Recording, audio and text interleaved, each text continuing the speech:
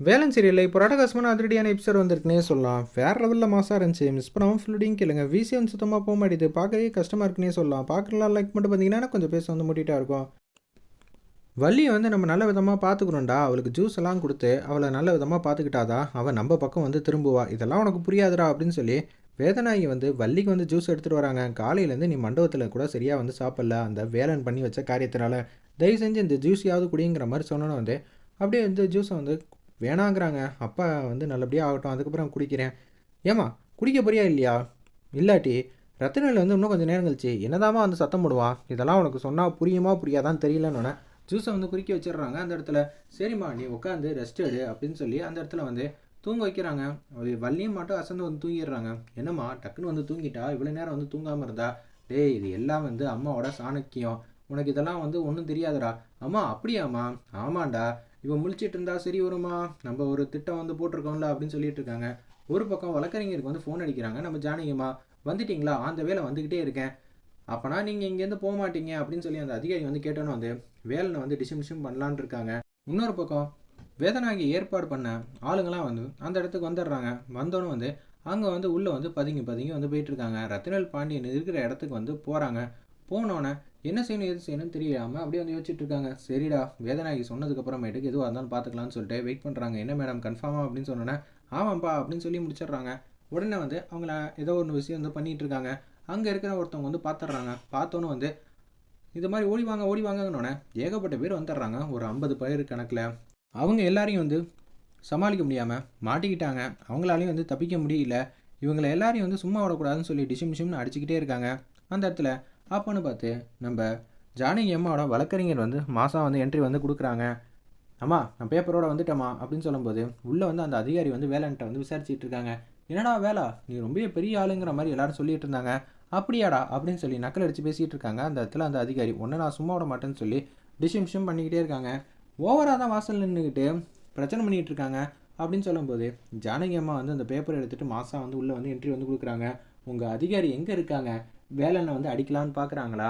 வேலன் வந்து நாளைக்கு அந்த இடத்துல இருக்கணும். நாங்கள் என்ன தெரியுமா வந்து கொடுத்துட்டு வந்திருக்கோம்னு சொன்னோன்னே ஒரு விஷயத்தை வந்து காட்டுறாங்க. நாளைக்கு காலையில் வந்து வேலை நாங்கள் இருக்கணுங்கிற மாதிரி ஒரு விஷயத்தை வந்து எடுத்துகிட்டு வந்திருக்காங்க பேப்பர் மூலியமாக அந்த வழக்கறிஞர். இதை பார்த்தோன்னு வந்து அச்சோ யாருடா இவங்களுக்கு இந்த மாதிரி விஷயத்தெல்லாம் வந்து சொன்னது அப்படின்னு சொல்லிட்டு அப்படியே கேஷுவலாக வந்து வந்துகிட்டு இருக்காங்க.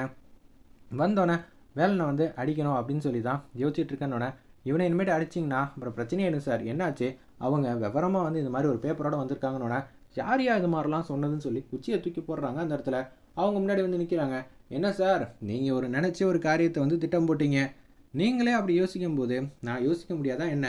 என்ன நைட்டில் வந்து வேலனுக்கு அப்படின்னு சொல்லி அந்த இடத்துல இக்கு வச்சு பேசுகிறாங்க. இதெல்லாம் தெரியாமல் இருக்க நான் ஒன்றும் முட்டாளெலாம் கிடையாது. இன்னும் ஒரு வாட்டி வேலனுக்கு ஏதாவது பிரச்சனை வந்துச்சு நான் உங்களை சும்மா விட மாட்டேன். இனிமேட்டு இங்கே வந்து நான் காவ காக்க போகிறதில்ல. வேலனை பத்திரமா வந்து கூட்டிகிட்டு வந்துடுங்க சார் நாளைக்கு. இல்லாட்டி உங்களுக்கு தான் பிரச்சனையாகும். நான் சொல்லி ஒன்றும் புரியல. வேலை நல்லபடியாக பார்த்துக்கோங்க. சரி நம்ம போகலாம் அப்படின்னு சொல்லிட்டு ஜானகிம்மா மாஸ் பண்ணிட்டு அங்கேருந்து போகிறாங்க. என்னையா நடக்குது இந்த இடத்துல உட்காந்துக்கிட்டு அவங்க என்னையா இப்படியெல்லாம் வந்து பேசிக்கிட்டு இருக்காங்கன்னு சொல்லி உச்சக்கட்ட கோபத்தில் வந்து பேசுகிறாங்க. அந்த இடத்துல உடனே வந்து சரி வேறு வழியே இல்லைங்கிற மாதிரி யோசிக்கும்போது இந்த பக்கம் வந்து நடந்த விஷயத்தையே வந்து நினச்சிட்டு இருக்காங்க நம்ம வள்ளி. அப்போன்னு பார்த்து ஏகப்பட்ட பேர் வந்து சத்தம் போட்டதுனால அவங்க மாட்டுக்கும் கனவுலேருந்து அப்படியே வந்து எந்திரிக்கிறாங்க.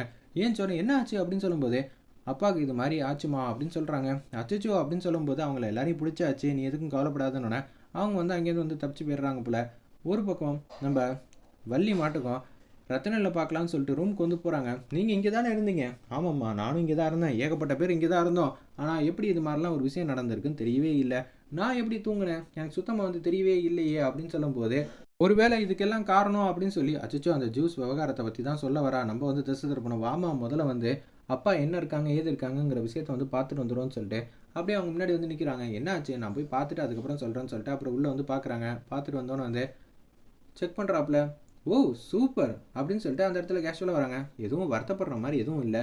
நல்ல விஷயம் தான் நடந்திருக்கு அப்படின்னு சொல்லும்போது என்ன சொன்னீங்க? இவ்வளோ நேரம் வந்து பிரச்சனையாக தான் இருந்துச்சு. ஆனால் அவங்க என்ன பண்ணாங்க ஏது பண்ணான்னு தெரில. அவங்க வந்துட்டு போனதுக்கு அப்புறமேட்டுக்கு ரத்னவேல் வந்து நார்மல் ஆகிட்டாப்புல.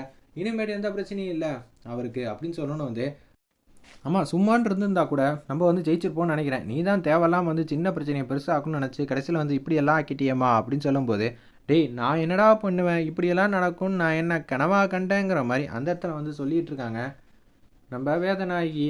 அடுத்த நாள் காலையில் வந்து பொழுது வந்து விடியுது. அப்பன்னு பார்த்து வேலனை வந்து கூட்டிகிட்டு கோர்ட்டுக்கு வந்து போயிட்டுருக்காங்க. இந்த பக்கம் வேலனோட மனைவி இருக்காங்களே வள்ளி, அவங்கள பார்க்குறதுக்காக வந்து அதிகாரி வந்து வராங்க. வந்து நிற்கிறாங்க. அம்மாடி வள்ளி, நீங்கள் என்ன பண்ணுறீங்கன்னா வேலன் மேலே வந்து புகார் கொடுத்துருக்கீங்களே, அதனால நீங்கள் நாளைக்கு கோர்ட்டுக்கு வந்து வந்தே ஆகணும். நீங்கள் இன்னும் ஒரு 2-3 மணி நேரத்துக்குள்ளே வந்துடணுங்கிற மாதிரி அவங்க வந்து சொல்லிடுறாங்க. சரிங்க அப்படின்னு சொல்லும்போது, இன்னும் ஒரு 10 மணிக்குள்ளே வந்து கோர்ட்டுக்கு போகணும். நீ என்ன பண்ணுறனா அப்படின்னு சொல்லி, உனக்கு ரத்தினவேல் முக்கியமா இல்லை வேலன் முக்கியமா, நீ ஏன் முடிவு பண்ணிக்க, பார்த்துக்கம்மா. நீ உங்கள் அப்பா மேலே வச்சிருக்கிற பாசம் வந்து இது திருப்பி இன்னொரு வாட்டி வந்து நிலநாட்டு, இல்லாட்டி கஷ்டம் பார்த்துக்க. ரத்தினவேல் வந்து மன்னிக்கவே மாட்டான் வேலனை. இப்போ ரத்தினவேல் பொண்ணா வள்ளி யோசிக்க போகிறாளா, இல்லை வேலனோட மனைவியா வள்ளி யோசிக்க போகிறாளா, நீ ஏன் முடிவெடு. நான் சொல்கிறதுக்கு ஒன்றும் இல்லை, ஆனால் தம்பியை வந்து நினச்சி பார்த்துக்கம்மா. என் தம்பி எனக்கு ரொம்பவே முக்கியம், பார்த்துக்கங்கிற மாதிரி சொன்னோன்னே, நிச்சயம் வந்து வேலனுக்கு ஆதரவாக நான் நிற்க போகிறதே இல்லை அப்படின்னு சொல்லி யோசிச்சுட்டு இருக்காங்க. அந்த இடத்துல வள்ளி இருப்பினும் வந்து நான் எப்படா அவனுக்கு எதிராக வந்து பேசுவேன், என்னால் எப்படா முடியும் அப்படின்னு சொல்லி வள்ளி வந்து திங்க் பண்ணிட்டு இருக்கிறப்ப ரேணுகாவோட அப்பா அம்மா வந்து இந்த பக்கம் வீட்டுக்கு வந்து வராங்க. பேச்சி அம்மாக்கிட்டேயும் முத்தமையாக்கிட்டேயும் வந்து செமையாக வந்து கத்துறாங்க. என்ன நினச்சிக்கிட்டு இருக்கீங்க, உங்கள் புள்ள மட்டும் என் கண்ணில் பட்டான், அதுக்கப்புறம் அவ்வளோதான். எப்படி இருந்தாலும் வெளியில் வருவான்ல. வள்ளி வந்து எப்படி இருந்தாலும் வந்து அங்கே போயிட்டு வந்து மாற்றி தான் சொல்லுவா. வெளியில் வந்தான் அவனை நான் சும்மா விட மாட்டேன், என் பொண்ணு கழுத்தில் தாலி கட்டுறான்னு சொல்லிட்டு கடைசி நேரத்தில் நான் கழுத்தில் கட்டுவான்னு பார்த்தா வள்ளி கழுத்தில் வந்து கட்டுறானா, அப்பன்னு நான் சும்மா விட மாட்டேன், அவனை நான் உண்டில் நாக்குறேன் அப்படின்னு சொல்லி வானத்துக்கு பூமிக்கு வந்து குதிக்கிறாங்க. மரியாதையாக அந்த வீட்டை வந்து காலி பண்ணிட்டு போங்க. இனிமேட்டு உங்களுக்கு இந்த வீட்டுக்கும் நான் சம்மந்தமே இல்லை. வாடகை வீடு தானே, சொந்த வீடு இல்லைல்ல, மரியாதை இங்கேருந்து போங்க. ஐயா அப்போனா ஆனந்தி கல்யாணம், என் பொண்ணு கல்யாணமே நடக்கலையா, உங்கள் பொண்ணு கல்யாணம் நடந்தா என்ன, நடக்கலைன்னா எனக்கு என்ன. இனிமேட்டு கார்த்தி வந்து ஆனந்தி கழுத்தில் தாலி கட்ட மாட்டான். இதுதான் எங்கள் முடிவு. தேவையில்லாம் பிரச்சனை பண்ணாதீங்க. உங்கள் பையன் ஆரம்பத்திலே வந்து நாங்கள் தான் சொன்னோமே, இந்த கல்யாணம் நடந்துச்சுன்னா அந்த கல்யாணம் நடக்கும்னே. அவன் அந்த மாதிரி மனநிலைமையில் இருக்கான்னு தெரிஞ்சுதான் நாங்கள் வந்து பேசிகிட்டு இருந்தோம். ஆனால் எங்கள் பேச்சை தான் நீங்கள் மதிக்கவே இல்லையே. இப்போன்னு பார்த்து நீங்கள் மாட்டுங்க ஆனந்தி கல்யாணம் அப்படி இப்படிங்கிறீங்க. அந்த கல்யாணம் நடக்காது, நடக்க வாய்ப்பு இல்லை.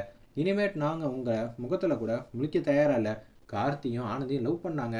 என்னப்பா உங்கள் வீட்டு பொண்ணுனா மட்டும் நீ இப்படி பேசிக்கிட்டு இருக்க, எங்கள் வீட்டு பொண்ணை பற்றி நீங்கள் தான் நினச்சி கூட பார்க்கலையே. அப்படி இருக்கும்போது இந்த குடும்பமும் வேணாம், இந்த சம்மந்தமும் வேணாம், நீங்களும் எங்கள் வீட்டில் இருக்கவும் கூடாது, மரியாதையாக அந்த வீட்டை விட்டு போங்கடா அப்படின்னு சொல்லி கண்ணா அப்படின்னு வந்து ரேணுகாவோட அப்பா அம்மா வந்து திட்டுறாங்க.